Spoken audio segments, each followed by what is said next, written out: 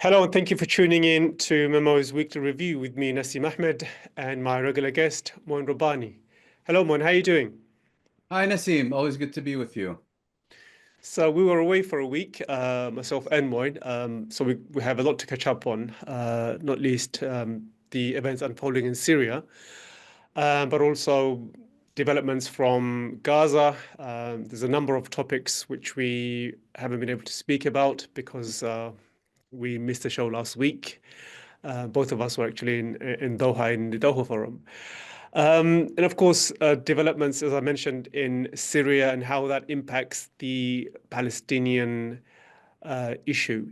But let's begin, Moin, as I said, with just to get your thoughts and updates on events in Gaza. Israel has ramped up its mass killing and slaughter of Palestinians, starvation of Palestinians, and many would say that it's turned Gaza into a dystopian horror. We've passed another bleak milestone, which is that the death toll has surpassed 400,000. And the bits we forgot, we were unable to, 45,000. sorry, 45,000. And the bits we were unable to speak about is the Amnesty report, 290-page document concluding that Israel is committing genocide. And also, there was another report by the European Centre for Constitutional and Human Rights. That's an independent, non-profit legal and educational organization, ECCHR. They've also concluded that Israel is committing genocide. They've also carried out an extensive report on that. So just get your thoughts on that to begin with, not just those reports, but events in Gaza itself, where, as I mentioned, Israel has uh, been bombing and killing Palestinians every day, of course, since 7 October, and more so now. Hmm. Thank you, Nasim. Well, first of all, turning to the situation on the ground, it seems that with every passing day, Israel intensifies its war of annihilation, its war of eradication, really what's become a war of extermination against the Palestinians in the northern Gaza Strip, directly attacking hospitals, bombing residential buildings in the full knowledge that entire families are seeking shelter in them, deliberately wiping out entire families, and again in the northern Gaza Strip, in Beit Hanun, in Beit Lahia, in Jabalia town, Jabalia refugee camp, and some neighborhoods of Gaza City. And the plan has been publicly announced. To basically expel the entire population of the northern Gaza Strip southward, to treat any anything that moves within that area as a legitimate target, as a combatant, irrespective of their status, man, woman, or child, armed or unarmed, and then to systematically raise this entire region to the ground. And that's precisely what's been going on. There's been virtually no any supplies reaching that area. Hospitals are being directly targeted. Civil defense has, for all intents and purposes, ceased to exist. And where individuals, and we've seen videos of this, residents of these areas do attempt to come to the aid of Palestinians who are either trapped beneath the rubble or have been shot by Israeli snipers, they are then deliberately targeted. We've heard horrific stories of families um, stuck under the rubble for hours, for sometimes tens of hours, who then simply die because there is no civil defense. There are no more rescue services in the northern Gaza Strip.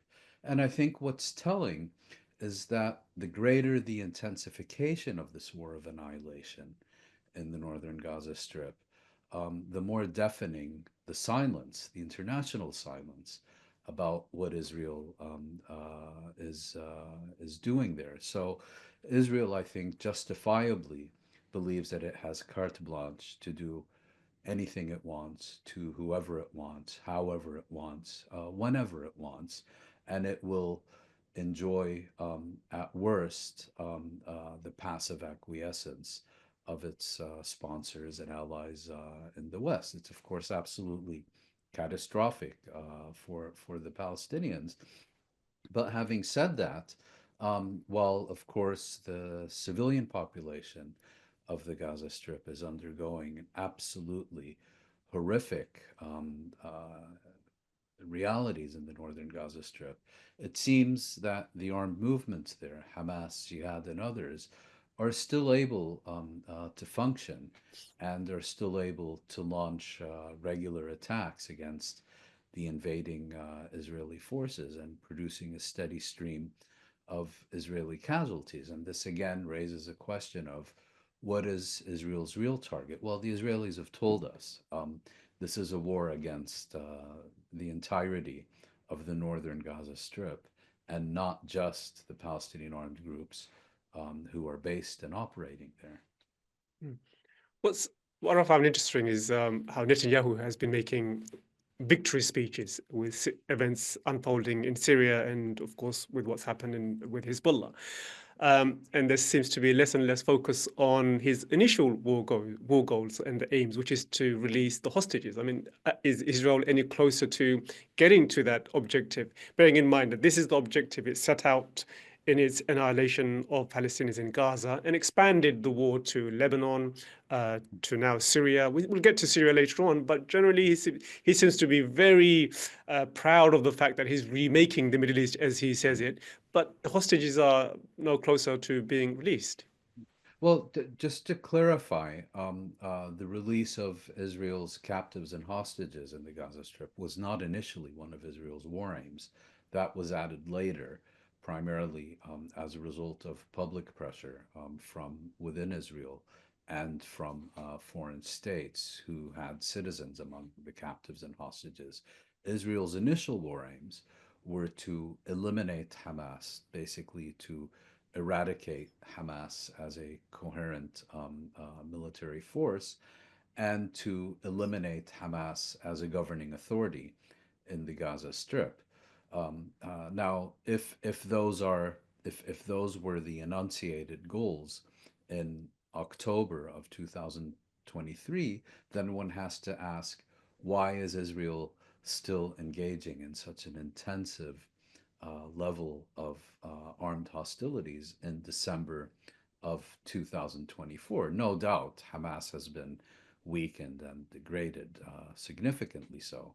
But the idea that Israel can somehow declare victory, even in the Gaza Strip, I think is a bit of a stretch. Yes, it has engaged in a genocide and gotten away with it. Yes, it has destroyed the Gaza Strip, reduced much of it to rubble, destroyed the civilian infrastructure, succeeded largely in its objective of making the Gaza Strip unfit for human habitation.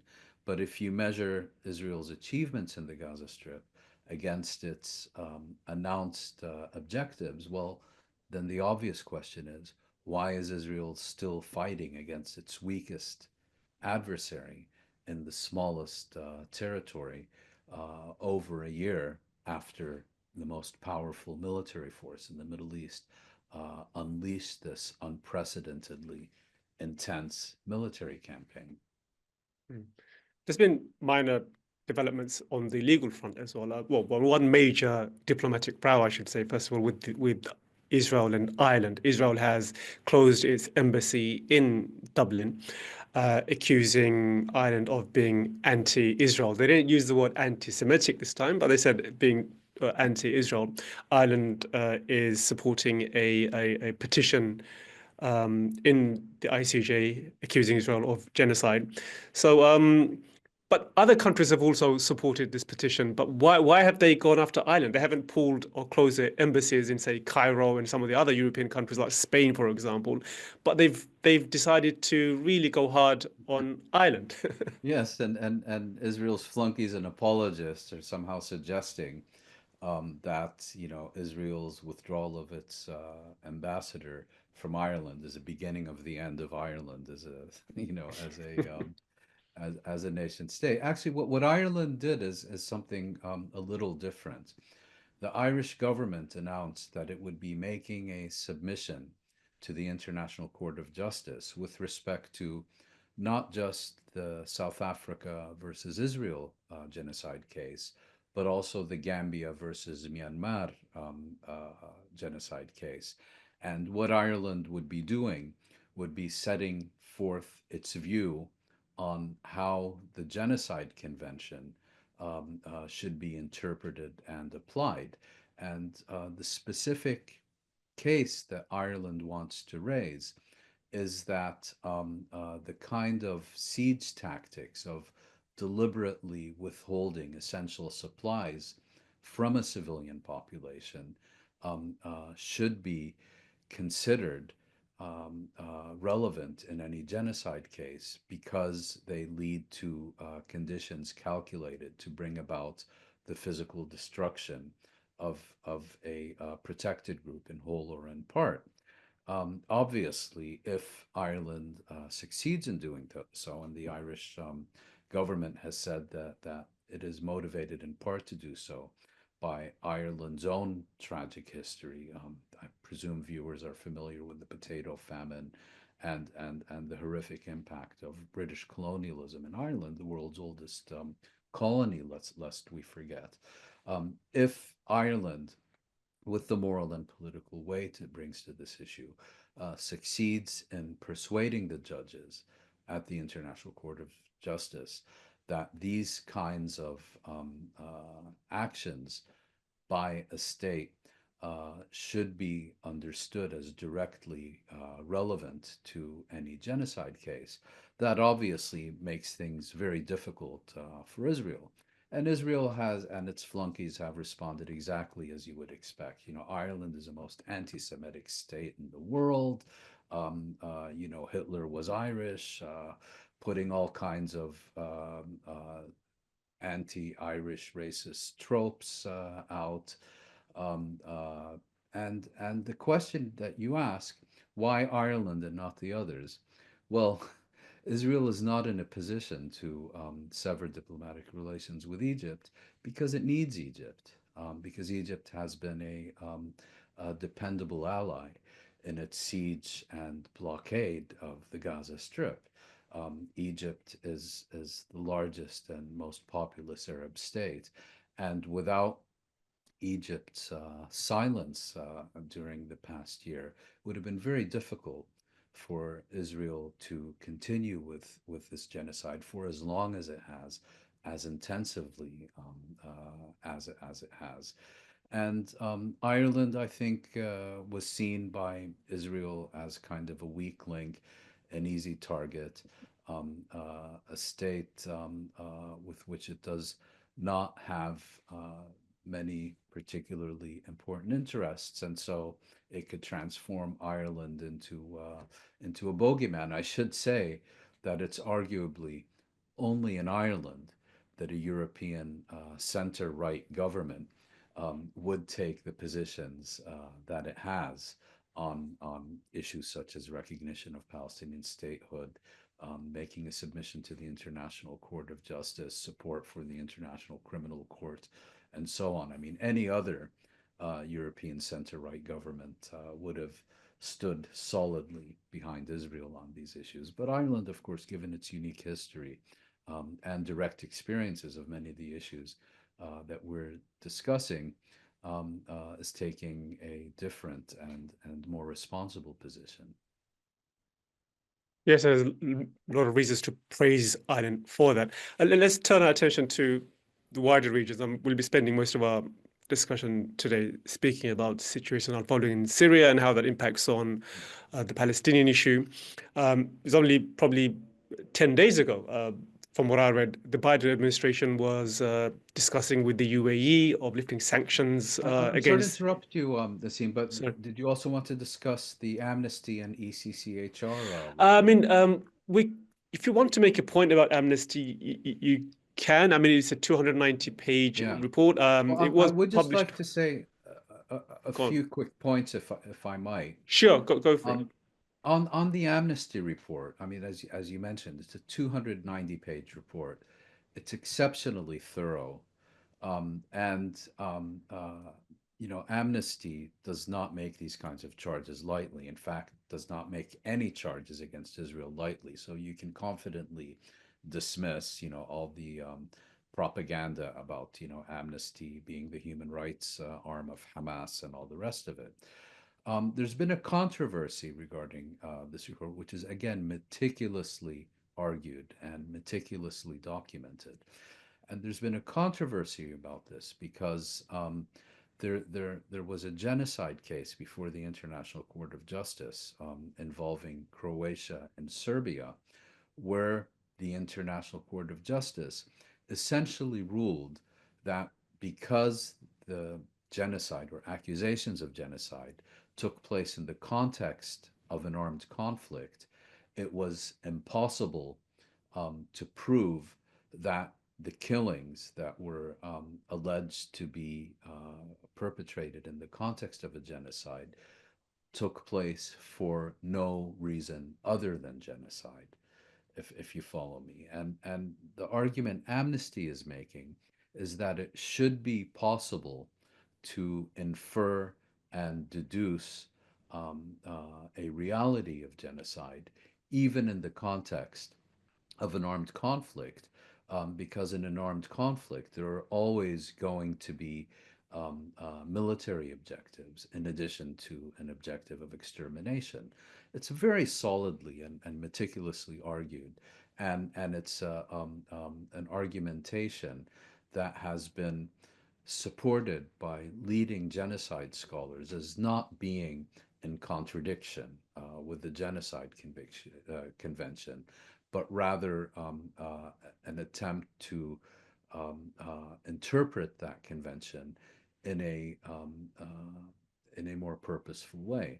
Now, what Israel and its apologists have done is to accuse Amnesty of seeking to rewrite the Genocide Convention and seeking to redefine the concept of genocide simply in order to vilify Israel, because, of course, the only reason anyone would ever criticize Israel is because there's jihadi, Nazi, anti Semites, and all the rest of it.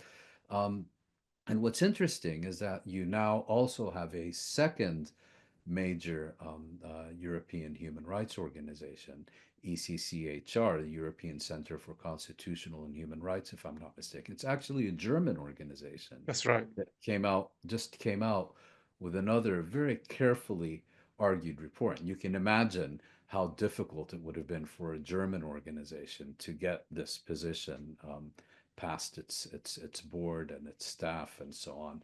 And it too has now concluded that that we don't need to wait for a ruling from the International Court of Justice several years in the future, that based on the evidence we already have, we can already confidently make the determination that Israel is engaged in genocide. And if I can make just one more point, there's also another report. I'm sorry, but I forget the name of the organization put it out. It might be Air Wars or something like that. It's an organization that does very detailed analysis of casualties in armed conflict, and in fact has been relied on heavily, for example, by U.S. officials in other conflicts.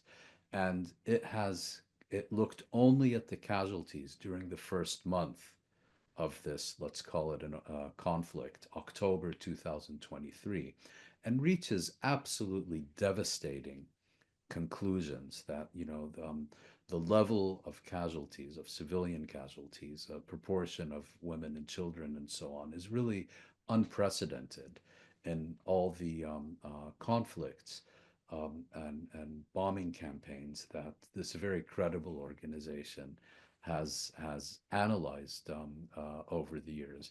And then, to balance that, you have this report put out by the Henry Jackson Society, the lead author of whom is this charlatan named Andrew Fox, who describes himself as a disinformation researcher. He's actually a disinformation practitioner.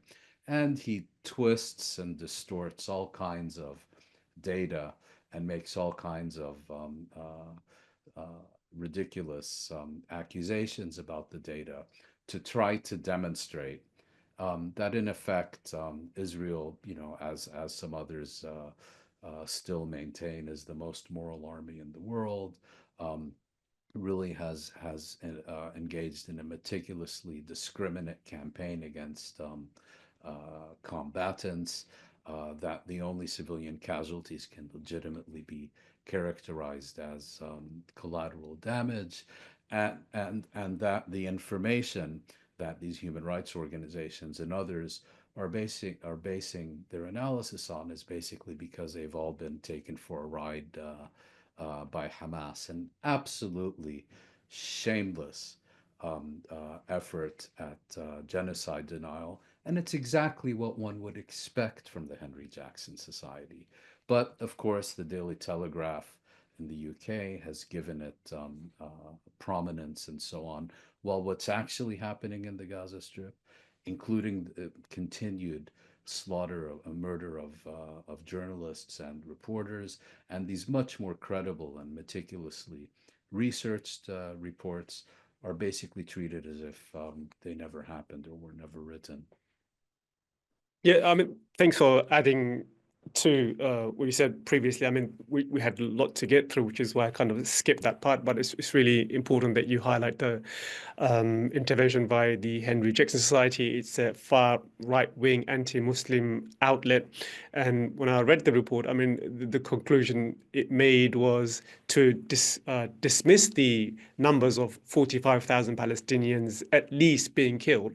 The argument it made was that, the only way Israel could have killed 45,000 Palestinians is if it targeted civilians. We have no evidence that Israel has done that. Of Therefore, course there's no not. way there's no way Israel could have killed 45,000 people. It was kind of similar to the argument that Israel only kills Hamas, and if someone has been killed, obviously ipso facto he must have been Hamas. That's the Exactly. kind of logic. Absolute charlatans. Yeah. Yeah, let's return to the situation in Syria. As I mentioned, just a few weeks ago, the U.S. administration was working with the UAE in thinking about lifting sanctions against Syria. Assad went to the Riyadh summit, so there's a sense that Assad was being reintegrated into the region. So all of a sudden, no one expected. So, I mean, what are your initial thoughts of how quickly, how swiftly HTS and the Syrian opposition forces and fighters managed to galvanize, coalesce, and bring about what to Syrians is a huge, huge victory? Well, it was certainly unexpected. Not only the collapse of the Syrian military and ultimately the Syrian regime, but also the rapidity with which it was achieved. And I think the first question we need to ask, because there's so many unanswered questions, is whether those who launched the offensive and on the 27th of November, launched it as a campaign to reach Damascus and overthrow the government, or rather that they had more limited objectives. But once they began pursuing those, the entire edifice collapsed like a house of cards, and they found an open road between them and would have been before them, and simply advanced on that basis. So that I think is the first point. That of course those who are now sitting in Damascus are informing us that this had been their plan all along, and it had been intended as a campaign to seize the Syrian capital and overthrow the Syrian regime and so on. I'm not so sure. I think there's quite a lot of evidence that it was planned and initiated as a more limited campaign that then expanded as the opportunity arose, because we quickly discovered the Syrian army had zero morale left. It had absolutely no will to fight. And the government, the regime simply imploded and disintegrated. So that would be my first point. Um, Second point is, this is being presented as effectively a campaign by Hayat Tahrir al-Sham, HTS, which of course did play a leading role in these events, but it appears, and is now the dominant power in Damascus. But while they did conduct the main efforts in the north, particularly in Aleppo and then Hama, it appears that the main offensive against Damascus was actually initiated by rebel groups based in Syria's south, including former rebel groups who Russia had been seeking to persuade the government in Damascus to integrate into its ranks as part of a reconciliation process. And so this again raises all kinds of questions about the various roles played by Turkey, by Iran, by Russia, and by others in essentially recognizing that the status quo had become untenable, and what, if any, arrangements they made to seek to accommodate each other for the new phase. Um, What do you make of the fact that there are reports that HTS has been funded by CIA, Israel, or at least backed them in some shape or form, and it's simply not the case that their objective of deposing, toppling Assad merely happens to align with Israel and the Americans' objective, also wanting to topple Assad.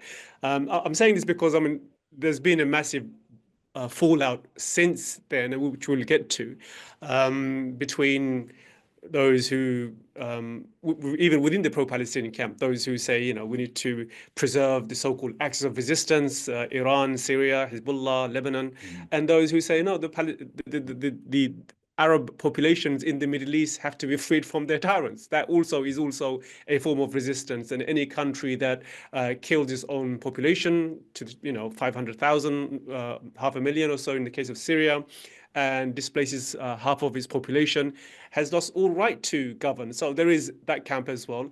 But we'll get to that's part of my question later on. But what do you make of generally of the fact that there are reports out there that the CIA and Israel has backed HTS, and it's not simply the case that their goals of toppling Assad simply aligns. There is something deeper than that.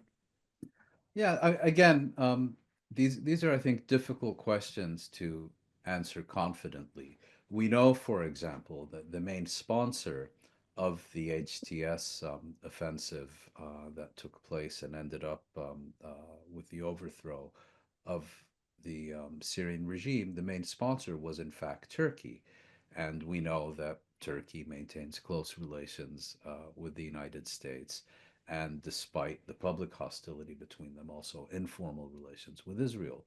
We know for a fact that the United States was one of the main sponsors of various Syrian rebel groups in Syria, and in fact is in physical occupation of a substantial portion of Syrian territory, primarily the area east of the Euphrates River, and controls, for example, Syria's oil wells, from which Syria pre-war derived some 40% of its revenue, and was a main area also of wheat production and so on.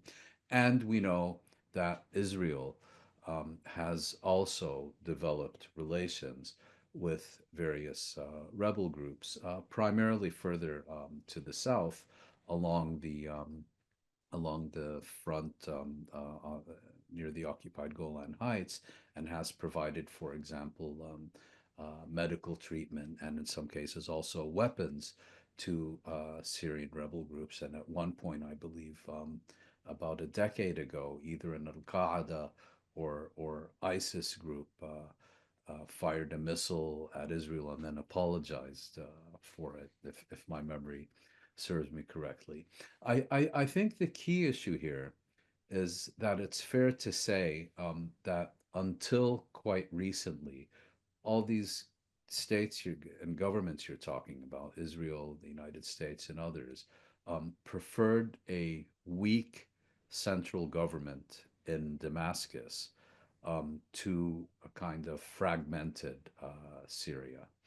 And what appears to have happened in recent months, certainly with respect to Israel, I'm less clear about whether this was also an agenda shared by the United States, is a belief that in order to achieve Israel's objectives in the Middle East, Israel would be better off without the Syrian regime. In other words, a fragmented Syria, different parts of which would be run by different groups, kind of the way Lebanon was governed during the Civil War, seemed to have emerged as a preferred Israeli scenario in comparison to the previous one, which was that a weak Assad in power in Damascus was Israel's preferred scenario. Now, does that imply cause and effect? Not necessarily. That may, um, if we agree that that was Israel's preferred outcome, what evidence do we have that Israel actually actively intervened to make this happen? Well, the main evidence we have concerns the role of Turkey rather than the role of Israel. So I would be quite hesitant, certainly, to put this down to any kind of grand CIA Mossad plot to engineer regime change in Damascus. I mean, we have to, I think, also understand that yes, there is foreign intervention. There's actually a huge amount of foreign intervention, but none of what we're seeing could have been possible without Syrian actors playing a primary role and without Syrian agendas playing an important role in what happened. So I think, when we talk about the roles of these various countries. In the absence of concrete evidence, I think we also have to consider the prospects of opportunism, in other words, of taking advantages of developing realities rather than necessarily being the parties that instigated them or produced them. Well, at least we can say for sure what Israel doesn't want is a Syrian state which is strongly backing the Palestinian cause. And if it cannot achieve that, then at least have a Syrian state that is too embroiled in its own domestic affairs to be engaged in pro support for the Yes. Palestinian issue. Yes, and, Um, and if I can just interject on this point, I mean, what we've seen Israel do in Syria since the 8th of December, it has carried out what, according to Israeli sources, is the largest military campaign in Israeli history. And the purpose of which, of course, on the pretext of dealing with potential threats and preventing, Syria's arsenal of tens of thousands of nuclear weapons from falling into the hands of ISIS and all the rest of this uh, bogus things, conducted a systematic campaign to eradicate, to eliminate Syria's military infrastructure. It has basically bombed anything and everything that can be even remotely considered as Syrian military capabilities. And, airfields, military bases, weapons depots, harbors, the works, anything and everything that can be identified with the Syrian military has been, to the extent that Israel has been able to do so, destroyed. So this is a direct attack on the Syrian state. Certainly not an attack on the Assad regime, which no longer exists. Um, and yesterday and on Sunday, bombings in Tartus on the Syrian coast were so intensive that they registered 3.5 on the Richter scale, just to give you an idea of what's going on. Now, part of this, of course, is to ensure that any new regime well, first of all, to ensure that Syria has no military capabilities. Second, to ensure that it will be virtually impossible for a strong central government to emerge in Damascus that can impose its authority on the entire country, particularly given all the various rivalries and agendas among various groups. But I think it also should be understood as a premeditated, deliberate effort to promote the idea of fragmentation in Syria, again, along the lines of what we saw in Lebanon during the 1970s and the 1980s. And what is quite telling here is that those now who are most powerful in Damascus are almost looking the other way and pretending none of this has happened. I mean, the HTS leader, who used to go by the nom de guerre of Jolani in reference to the occupied Syrian Golan Heights, no longer uses that name. I think he has yet to say the word Israel in Yeah, reference that is to these developments. Um, that and is a fair point. But can I just yes, get to a point you made earlier about the level of bombing that Israel has carried out in Syria, the weapons depot and destruction of, well, making sure that whatever comes after has no ability to threaten Israel in any shape or form with missiles and whatnot. That being the case, some may ask, Assad is presented as this actor within the axis of resistance. Why didn't Assad use those weapons to support the Palestinian cause? And if anything, Assad, as many have argued and pointed out, Assad just throughout the so-called war on terror decades from 2001 onwards, he was seen as the favorite dictator of Washington for extraordinary rendition, where anyone one America of. want one of yes, America, if America wanted someone disappeared or tortured, they'd send them to Assad. So Assad Well, there's a was well-known case, for example, of Maher al-Arrar, who was sent there and later received compensation for this from the Canadian authorities and others. Yeah, so the point the question I'm trying to get to is, so Assad is presented as this figure of being part of the acts of resistance, but he's not really been resisting the Israelis and supporting the Palestinians in the way many make out. If anything, he has been a cog within the US agenda in the region, especially after the war on terror.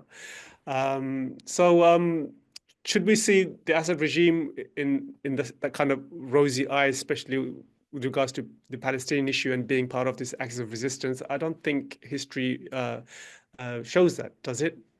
Well, it should be no revelation that Syria's priority has always been Syria's national interest.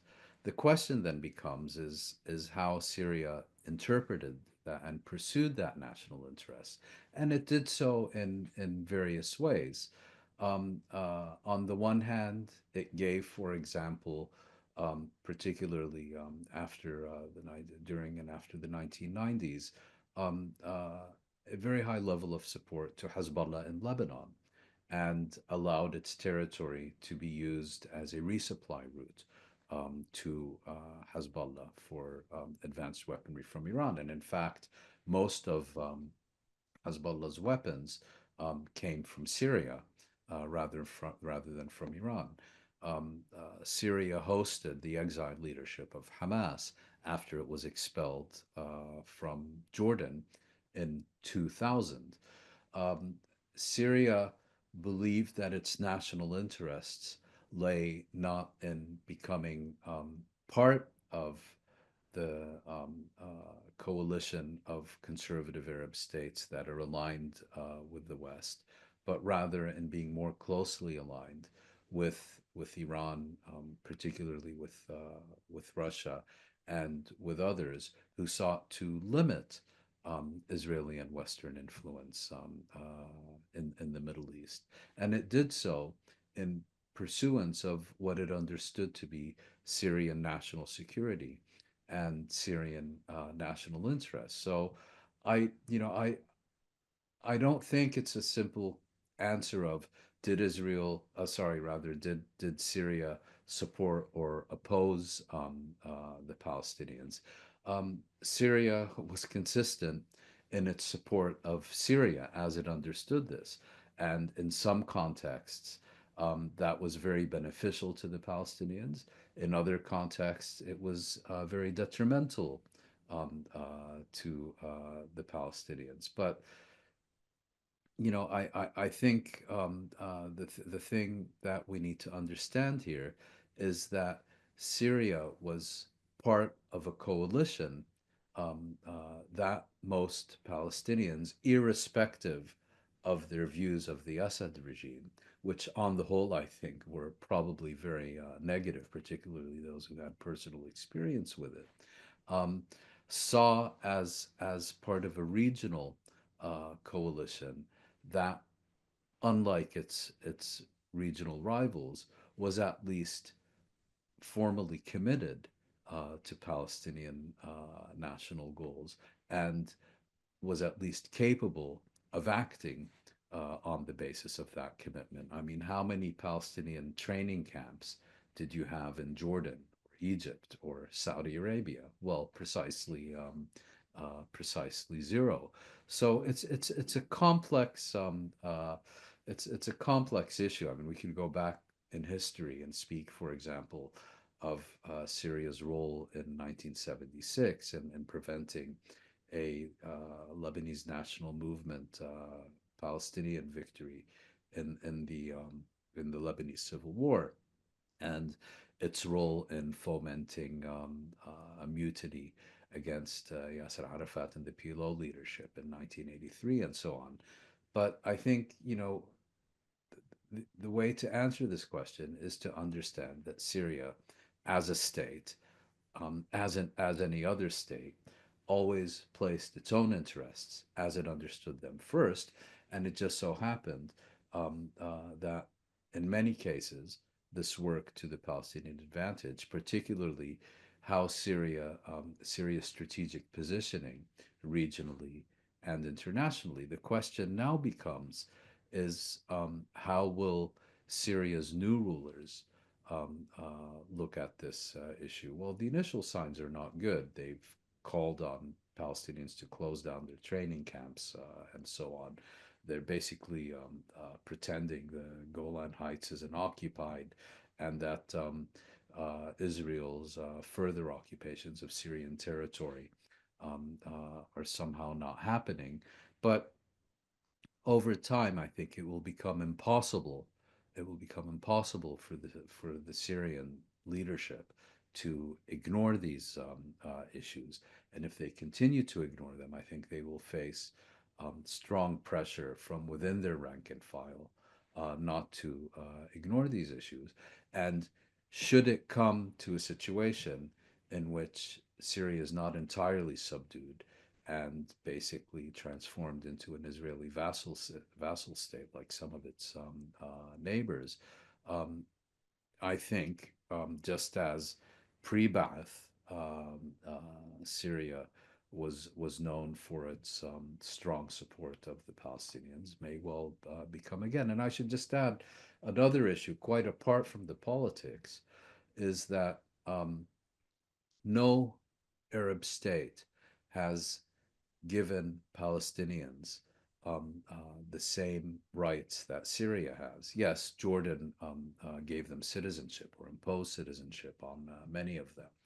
But in Syria, Palestinians, and already well before the Ba'ath seized power in 1963, Palestinians enjoyed, for all intents and purposes, full equality, had access to all the same rights as Syrian citizens, or lack of rights more recently. The only exceptions being that Palestinians could not serve in cabinet positions or become head of state. And bearing in mind that Palestinians in Syria are not Syrian citizens, they are refugees. Nevertheless, Syria gave Palestinian refugees rights that would be the envy of any refugee community in any Western country. Yeah, it's hard to predict. Oh, what's going to transpire. I mean, can Syria remain a sovereign entity? I mean, it looks very unlikely at the moment, and the litmus test for the new Syria is, will it be a democracy? What kind of government will it have? I wanted to quote you something that goes beyond state actors and parties, but generally looking at the region and expressing what is the main threat posing Israel. And in this case, it is Arab democracy. So this is a Syrian expert, and he says that it's important to remember that with the fall of Assad and the crippling of Iran's resistance axis, for the US's Middle East partners, the key existential threat remains the same, which is Arab democracy. So if you were to speculate and say, okay, if Syria can become a democracy, expressing the wishes of its population, representing its population, then that ultimately is a threat to Israel. And likewise, if any other Arab country was to really reflect the wishes of its population, over 90%, 99% in some countries, they would want a hostile stance towards Israel. So Syria can potentially, with many things falling into alignment, could potentially be an example of other Arab countries where it is reflecting the wishes of its population and becomes a major threat to Israel. I mean, that's Yes, I mean, I think first, let me just say, I think what Syria needs first and foremost during this stage is not democracy in terms of elections and electing a new government and all the rest of it. It needs pluralism.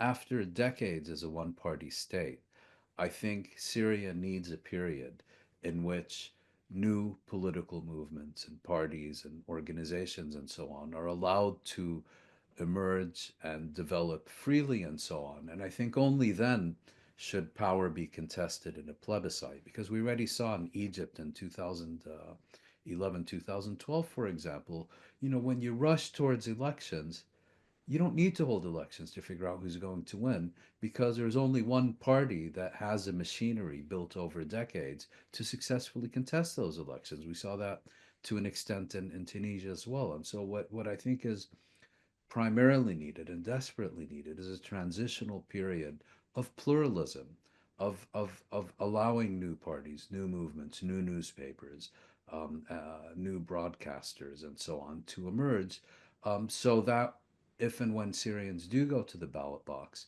they have a genuine choice. Um, Now, regarding what you said, it's perfectly true that Israel and the United States, for that matter, have always understood that the most hostile to Israel are going to be those governments who most represent the will of their citizens and the views of their citizens. And in the case of Syria, it's not just about Palestine. Yes, Syrians have very deeply rooted views on Palestine, bearing in mind that Palestine, Jordan, and Lebanon, and so on, have historically been part of what's known as Bilad al-Sham, Greater Syria. But for Syria, there's also the other issue that Israel is not just occupying Palestinian territory, it's occupying Syrian territory since 1967. And in the last week, it has occupied significantly more of it than it has for the past 50 years. It's basically shredded the 1974 disengagement agreement.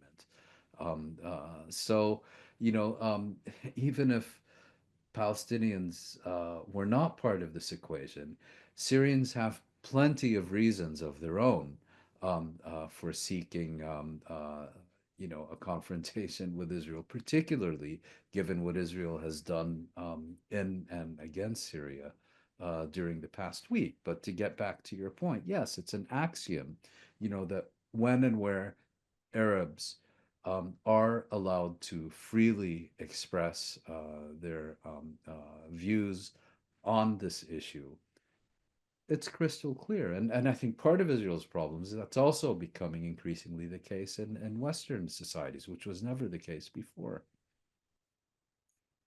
Yeah, and let's Ed, with this final question on Netanyahu, I mean, he's been gloating, he's been in triumphant mood. He's saying that I've changed the face of the Middle East. And as you mentioned, they've moved into parts of Syria, occupying more Syrian land. As a buffer zone to protect the Golan Heights, which is also a buffer zone. So a buffer zone to protect the buffer zone. And Israel has never really failed to seize on an opportunity to seize more territory. That's always been the case. But do you think, I mean, he should be as triumphant as he's making out, or is this some kind of just a false Pyrrhic victory, delaying the inevitable? But because ultimately, when it comes to the Palestinian issue, the underlying causes of unrest and conflict with the Israelis still there. He's not pushed the needle any far forward when it comes to the Palestinian issue. All he's done is moved the scene of war and conflict to another terrain. But the Palestinian issue still remains at the core, and he's not done anything on that front. Well, I think Netanyahu is certainly acting very triumphant. And if you look at it on the face of it, given recent developments in Palestine, in the West Bank, where the PA is now invading refugee camps in the northern West Bank on Israel's behalf, in Lebanon, where Hezbollah has been weakened, in Syria, where there's a very real likelihood that the transition will involve a considerable period of chaos and fragmentation. You can see why Netanyahu and Israel are acting so triumphantly, but triumphalism is often premature. And I think, when I think Israel is seeking to achieve several things here. We've talked about Israel's agenda in Syria. But there's also another key issue that we shouldn't overlook, which is that from the beginnings of the Zionist movement, Zionist leaders and later Israeli leaders have tried to present themselves as reliable proxies for Western power in the Middle East. Herzl referred to a Jewish state in Palestine as an outpost of civilization against barbarism. Ehud Barak referred to Israel as the villa in the jungle. And Netanyahu basically is claiming he's saving Western civilization from imminent destruction.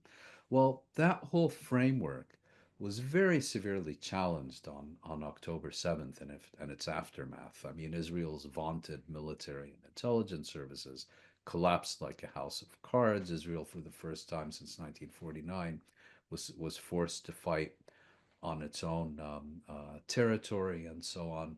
And Israel, that was supposed to be the proxy, all of a sudden, its axiom that we defend ourselves by ourselves evaporated. And it became clear how extraordinarily dependent Israel is on its Western sponsors and allies, chiefly the United States. That's begun to change in the past few months, where Israel managed to weaken Hezbollah in Iran, where now there's been regime change in Syria, and Israel can once again present itself as having been a key factor in a strategic transformation of an entire region, and thereby once again seek to regain the trust and confidence of its sponsors and allies in the West as a powerful, reliable, dependable proxy. And we're now hearing Netanyahu again make noises about imminent freedom in Iran. So I wouldn't at all be surprised if Israel now, for example, ramps up its attacks on Yemen and potentially seeks to launch a devastating attack on Iran, either to get this off its list before Trump takes office in January 20th, or in order to confront Trump with the situation as he enters office, where the United States is already implicated in an Iranian Israeli conflict. So I think Israel's regional role and how it's trying to reestablish that should also not be discounted in looking at these questions. We will be returning to many of those themes Yes. in the coming weeks, Moin. We've run out of time, I guess, and I want to thank you. That was my guest, Mouin Rabbani, joining me, you. Nasim Ahmed, for our Memo Week Review Show. Thank you for joining us. Bye-bye.